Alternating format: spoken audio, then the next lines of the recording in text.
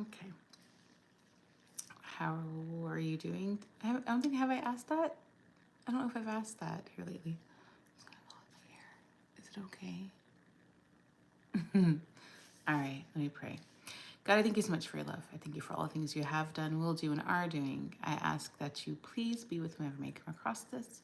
May they hear and see your love above all else, and help us to be able to hear what it is that you are speaking to us. Amen. Okay. We are on day 4. Psalm 20. Oh, I almost forgot. Yesterday, CSB, I believe. Yes, CSB. Christian Standard Bible. It's like a modern interpretation.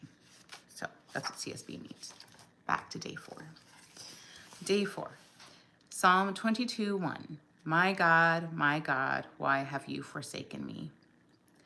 While reading the Psalms, I'm struck by how often God is questioned. Why he's allowing this. Why he's forsaken that. Suffering makes you curious, and to me, it seems, being inquisitive is in fact a healthy part of prayer. Even Jesus, in his dying hour, asked God a question. I'm not sure who taught us to deny God our questions. If I were to guess, it must have come from the elders of Israel who didn't want us to be irreverent. They knew God was a consuming fire who descended onto mountains that couldn't be touched. Every generation after them is just as stiff-necked as they were, and therefore prone to testing God like their soul wasn't on the line. So I won't deny them the dignity of having good intentions. But neither should we deny Scripture's testimony regarding this subject. Godly people ask God questions, and why shouldn't they? His ways are not our ways. His thoughts are not our thoughts. The way God moves doesn't often align with our own logic since he doesn't share our nature or essence. We run from pain. He uses it. We hate our enemies. He loves them. We try to hold on to our life with clenched fists, and he commands another way. The way of death, which somehow, some way, causes us to find the life we thought we were losing. Life with a transcendent God isn't always going to make sense, and if that is the case, questions will be commonplace. When our aversion to prayerful curiosity has lifted, I often wonder if we will discover what we've withheld from God. And by what, I mean our very self. Avoiding curiosity can be a luxury in some sense. To ask anything at all, you have to acknowledge your intellectual limitations. But not only that, to ask anything at all, you have to sit inside whatever tension your body, life, and mind have brought about. Uncovering what hurts. Thinking about whatever is unclear is frustrating. If you decide not to ask God any questions regarding these things, you can go on with your life, maintain your sense of control, and manufactured peace. But to do that is to deny yourself the opportunity of giving God your whole self.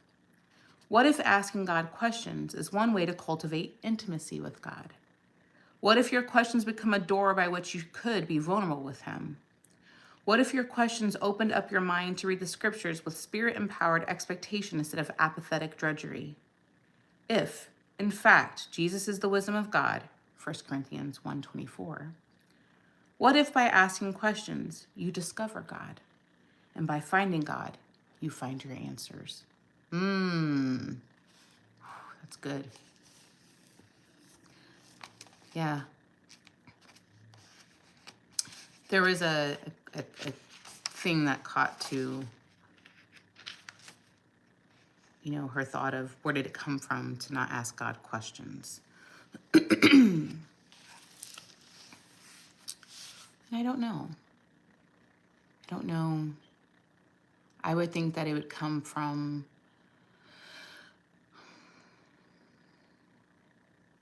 you know, that maybe we don't want to hear the answer.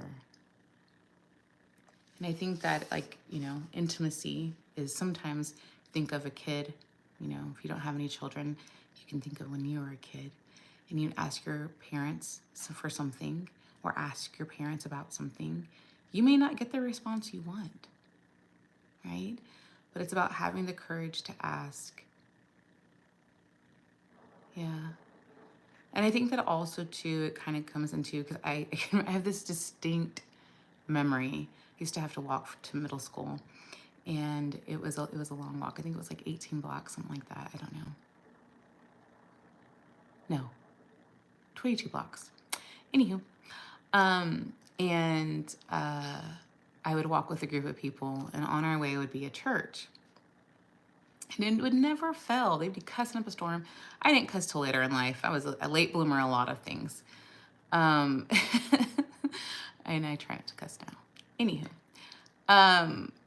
so I remember they would always stop cussing. They're like, oh, we're coming to church. So they stopped cussing. As soon as we passed the church, they'd start cussing again. And it was always weird to me. Always. I'm like, what changed? It wasn't out of, I don't think it was out of respect. Maybe it was. Maybe it was. I don't think that was it. I don't remember that being the instance of what they were saying. But yeah, I think that sometimes we hold God in this like, oh, you're untouchable. You know, you're untouchable. You're nowhere near me. You know, you're over there. I'm over here. But when Jesus died for us, when he rose again, he tore that veil and he made a way for us to have a personal relationship with him. So I pray, and that like really hit me. Like it can make me cry right now. I'm not even joking. The emotion of that, just where she said that Jesus in his dying hour asked God a question. Wow.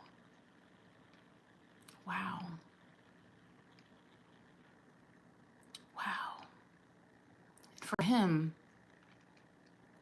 he knew the answer as to why he was forsaken. But he still asked it, didn't he? So, may we have courage to ask God questions so that we can have a deeper relationship with him and maybe find out something we never knew before. You know, we can have an intimate relationship with him. All right, let me pray. God, I thank you so much for your love. I thank you for all the things you have done, will do, and are doing. May we have the courage to have an intimate relationship with you, not a hands-off, a far-off being, God. You are approachable. You like being near us.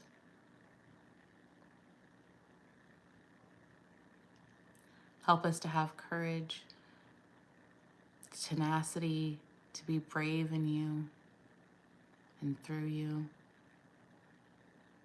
I ask that you please be with whomever may come across this, God. May they hear and see your light and love above all else, and may they have the courage to also ask questions as I have courage, God, to ask you questions and come to you. Amen. All right. Thank you so much for spending time with me. I really appreciate it. Have a good day, night, morning, evening, whatever it may be. Stay warm. Love you.